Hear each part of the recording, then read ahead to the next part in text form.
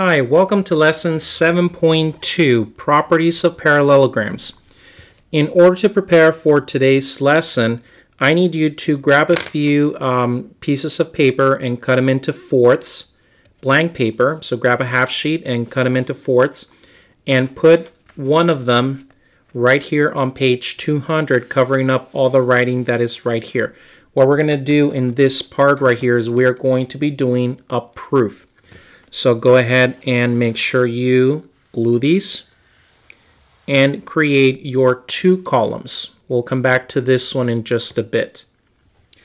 Now go ahead and do the same thing for page 201.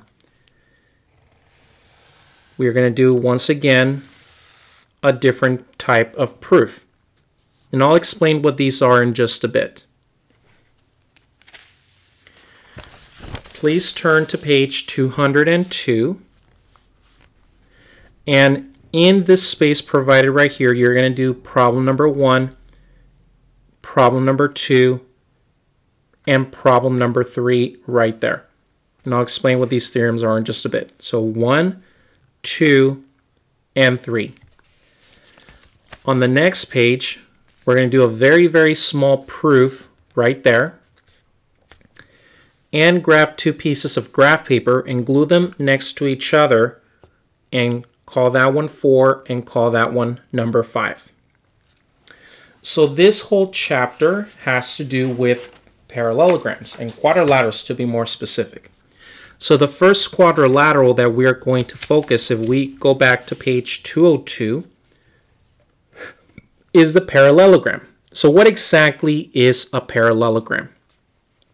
Now, we may have some information about properties of parallelograms, but those are all actually theorems.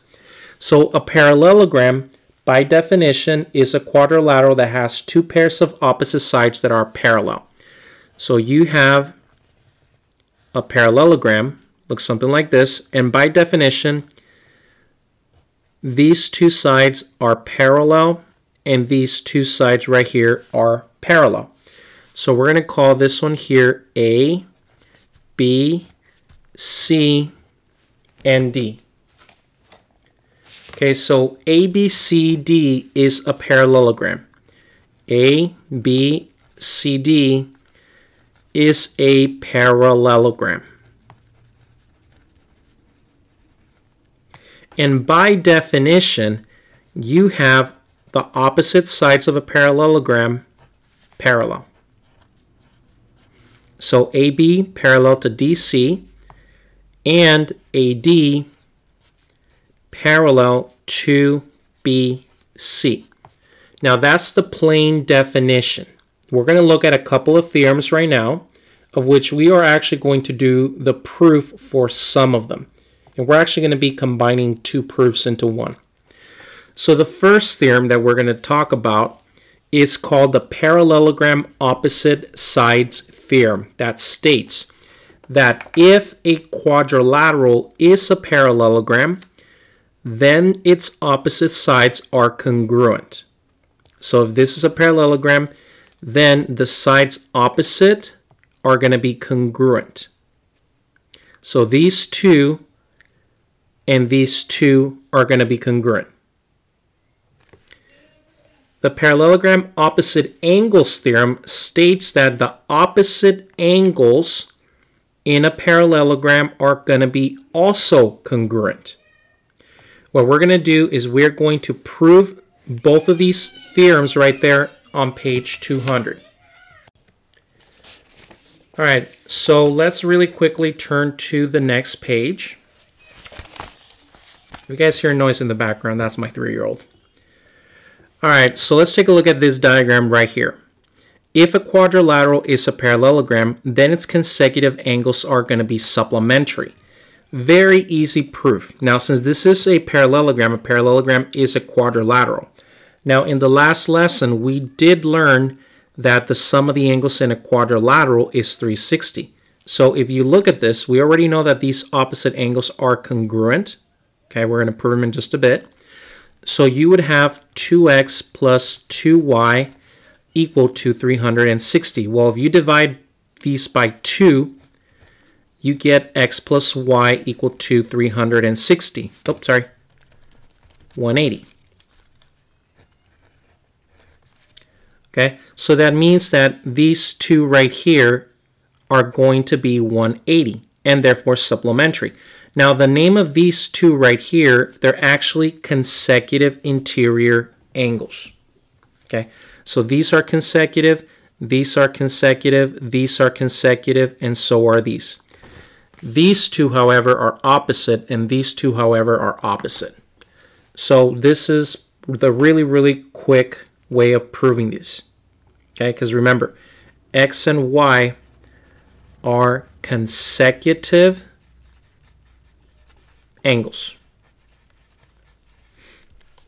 Now the last theorem that we are going to look at is called the parallelogram diagonal theorem. It states that if a quadrilateral is a parallelogram, then its diagonals bisect each other.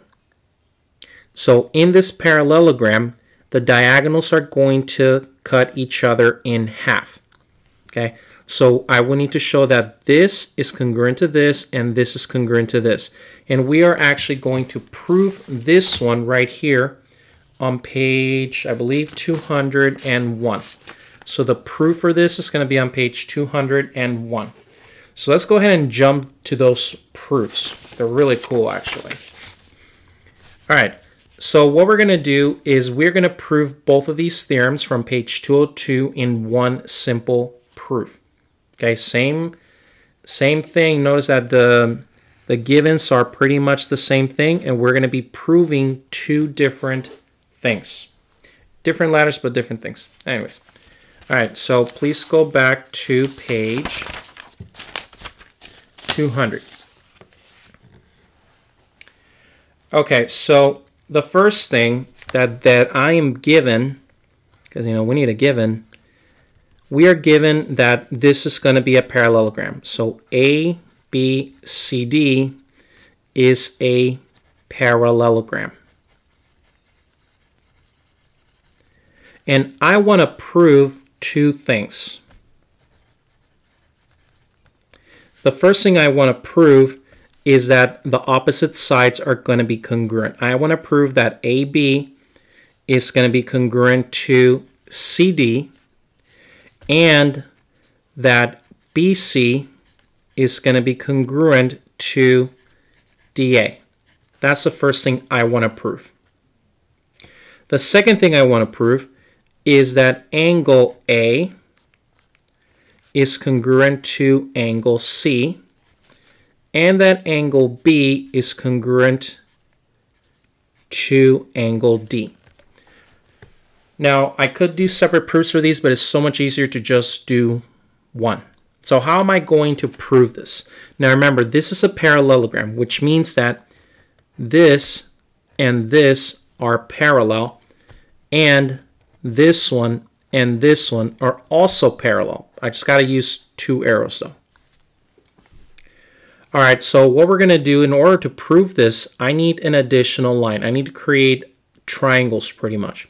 So what I'm going to do is I'm going to draw a diagonal AC. Now when I draw the diagonal, I'm not changing the original shape. This is called an auxiliary line. Okay. Now here's the thing. When you do the auxiliary line, you are actually creating, okay, two sets of alternate interior angles. Now, so that we don't get ourselves mixed up with all these letters, let's give these angle names numbers. So we're going to call this one here angle 1, angle 2, angle 3, and angle 4. Okay, so what do we know about these angles? Based on the fact that you have a transversal going through a set of parallel lines, you have a lot of alternate interior angles. The first one is this one and this one, angles 1 and 3. The next one is angles 2 and angles 4. Those are congruent by alternate interior angles. We know that AC is congruent to itself. So I don't know if you guys are seeing this, but look, you have angle, side, angle. Okay, once again, angle, side, angle. angle, side angle. So therefore, the two triangles are going to be congruent.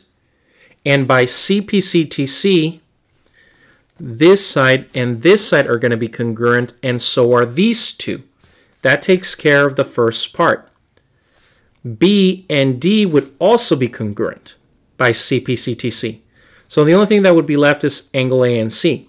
Now, in order to show that, there's multiple ways you can do that. You can draw the diagonal the other way and go through the same process and prove that A and C are congruent, or simply use the angle addition postulate. But we're going to keep it very simple and just say that it's going to be like a similar case. So let's brace for the first theorem.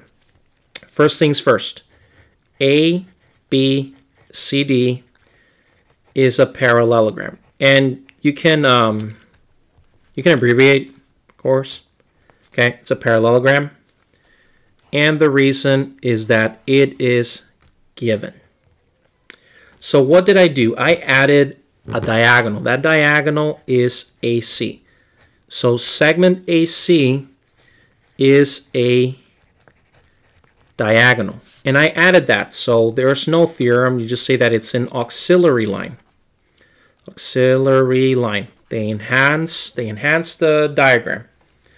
So based on this, you have angle 1 congruent to angle 3 and angle 2 congruent to angle 4. Why? Because of the alternate interior angle theorem. The next thing, AC is congruent to CA. AC congruent to CA. Okay. And why? Well, again, the reflexive property of congruence. Nothing new. Now, as you can see, you have angle, side angle for both of these. So now I have enough information to state that the triangles are congruent. So therefore, triangle DAC is going to be congruent to triangle BCA. Why? Angle, side angle, congruence theorem. So now that I have stated that these triangles are congruent, now I can use Cpctc multiple times. So because these are congruent, you're going to have AB congruent to CD. So AB congruent to CD and BC congruent to DA. Why? Cpctc. Also, angles B congruent to D, also by Cpctc. So here's the thing. If I wanted to show angle A and C, I would have to like add 5 different lines to this thing. So we're just going to say similarly,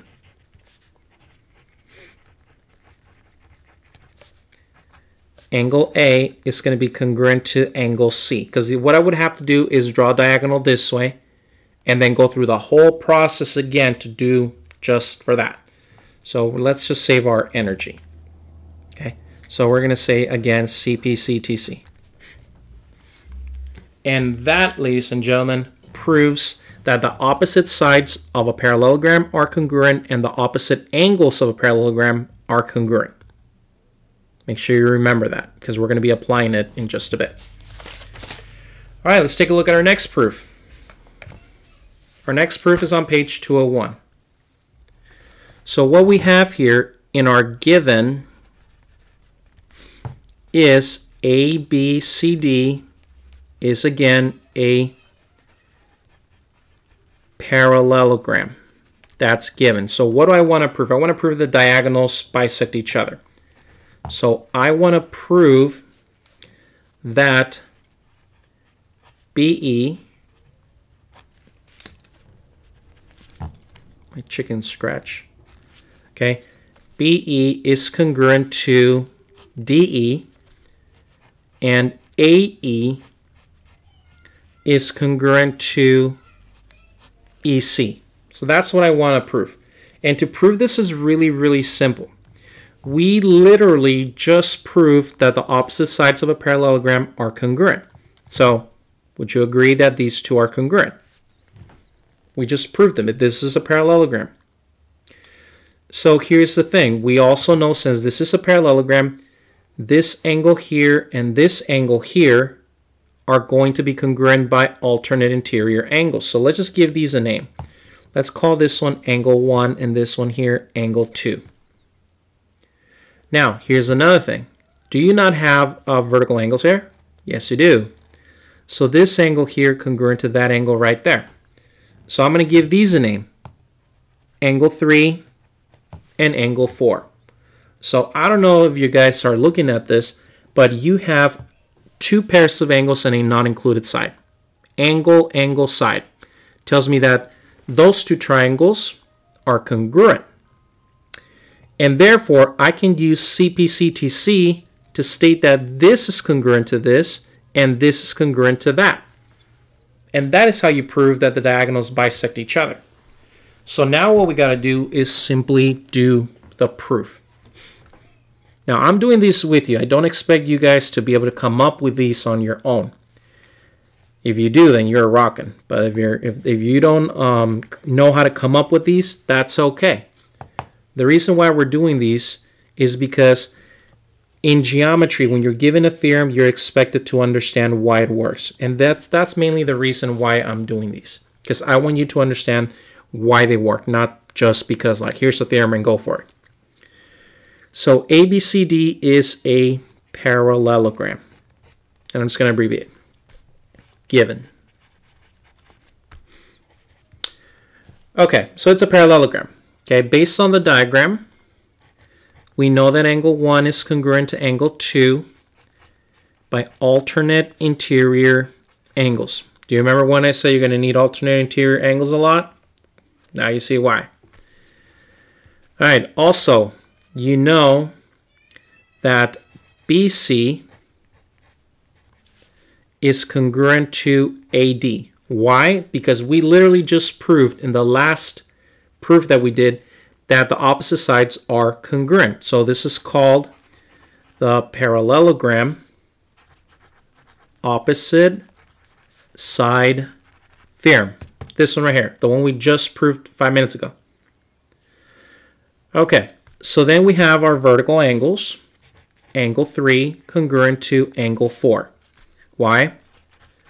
Vertical angles theorem. So therefore, now those two triangles are congruent.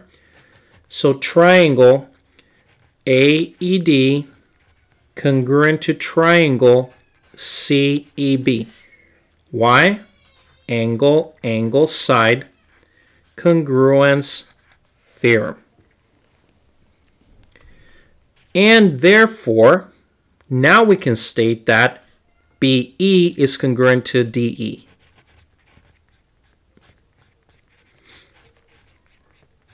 Okay, and AE to CE.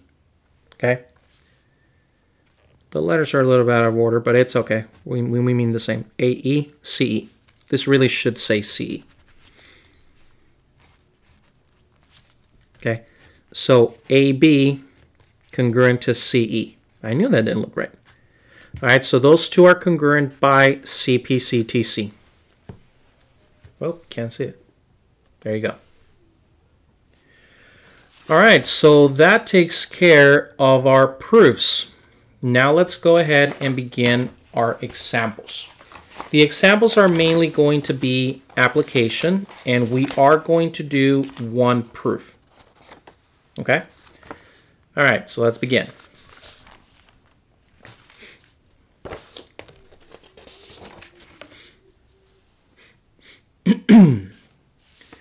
All right, so here is example number 1. Let me zoom in a little bit. It says find the values of x. Now remember, this is a parallelogram, and we just learned that the opposite sides of a parallelogram are congruent and the opposite angles of a parallelogram are congruent. So here, angles A and angle C, they're going to be congruent. Okay, so angle A is congruent to angle C. Therefore, their measurements are also equal. So the measurement of A equals the measurement of C. Well, what are those? A is y and C is 65. So you just found y. To find x, we know that AB is congruent to CD. So therefore, their measurements are equal. Okay, so what is the measurement of AB? X plus 4. What's the measurement of CD? 12. So you subtract 4 from each side and you get x is equal to 8. And voila, you have now solved for both x and y. Did you have to go through this part to get the answer? Not really.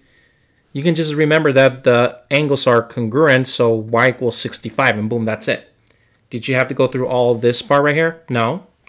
But sometimes it clarifies it when you do it. That's example number 1. Let's look at example number 2.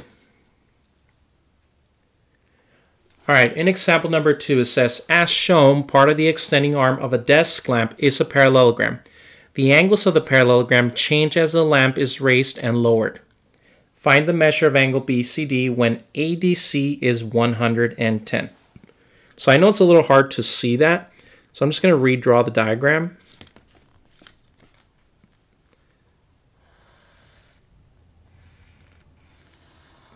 Okay, it looks like a rectangle, but let me fix that a little bit more.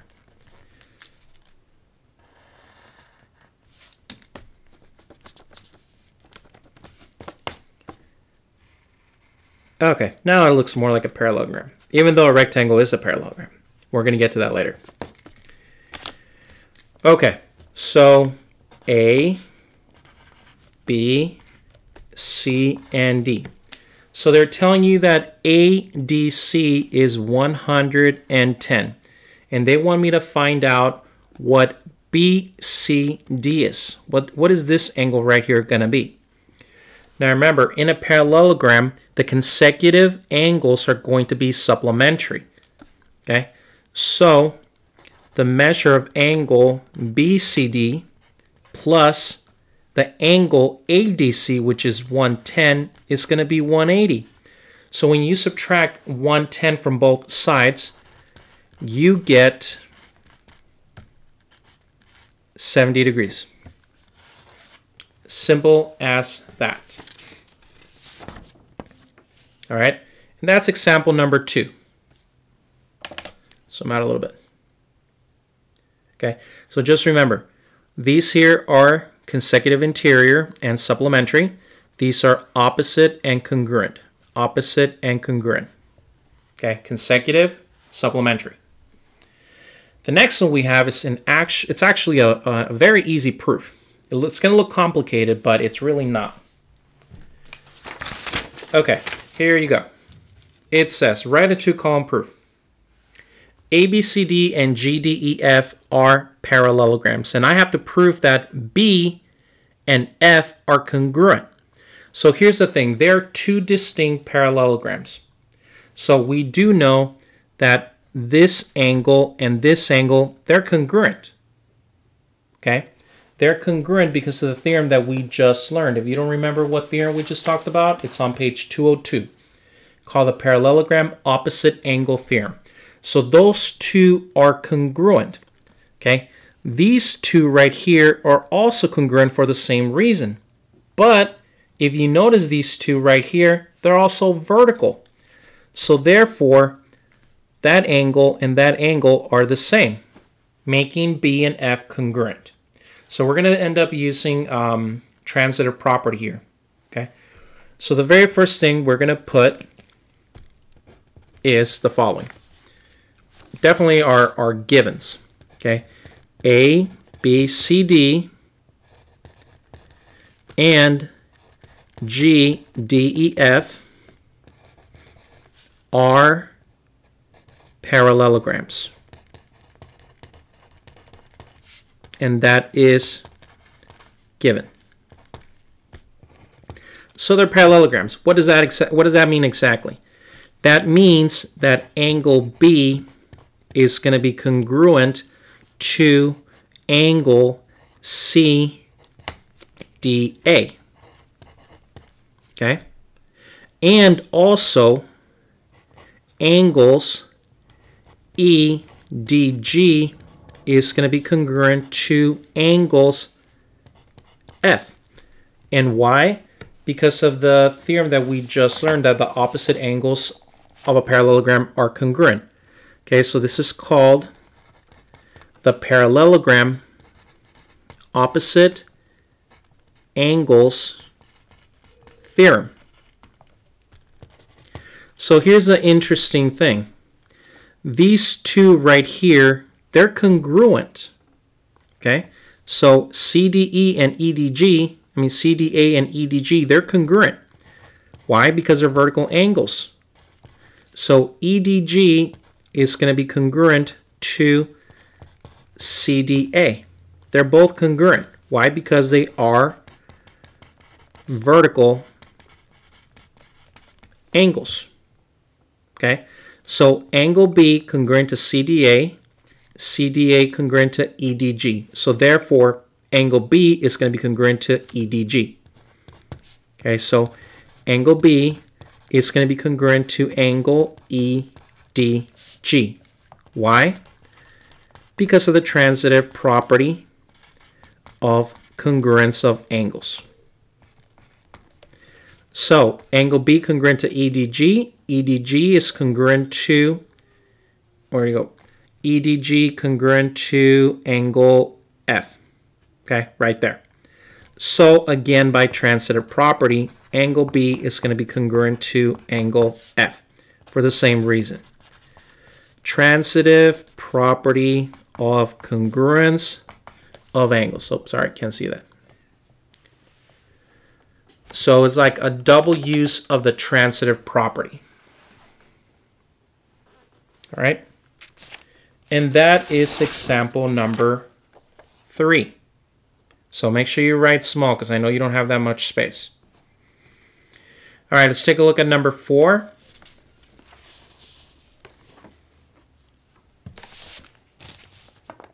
And actually, I just realized that you are not doing example number 5. Okay, so don't worry about example number 5. I don't know why I put it on the paper, but no, we do not have an example 5, just example 4. All right, so it says find the coordinates of the intersection of the diagonals. So first thing I need to do is, well, let's graph the diagonals. All right, so let's see, 1, 4 goes right there. Okay, 7, 4 goes right there. And 6, 0 is right there, and 0, 0 is right there. So as you can see, this is indeed going to be a parallelogram, because they tell you. And they want to know the intersection of them. So keep in mind, guys, that these diagonals bisect each other. So that means that I need to find the midpoint of either one of the diagonals. So if I were to look at this diagonal here, or this diagonal here, where would its midpoint be? Okay, so the easiest way is to find it algebraically. So I'm going to do this one here. So L is this one. Let me just do them in color. L is that one. M, N, and O. So you can either do OM or LN. It doesn't matter. Probably easier to do this one because of the zeros. So I need to figure out the midpoint between 0, 0, oops, and 7, 4, which is the one for M. So all you got to do is super, super simple. The midpoint is just the sum of the x's divided by 2 and the sum of the y's divided by 2. Okay, so in a decimal format, 0 plus 7 is 7 divided by 2. That is 3.5, and 0 plus 4 divided by 2 is simply 2. So at 3.52, that is where they would cross. And that, ladies and gentlemen, is example number 4. Thank you for watching.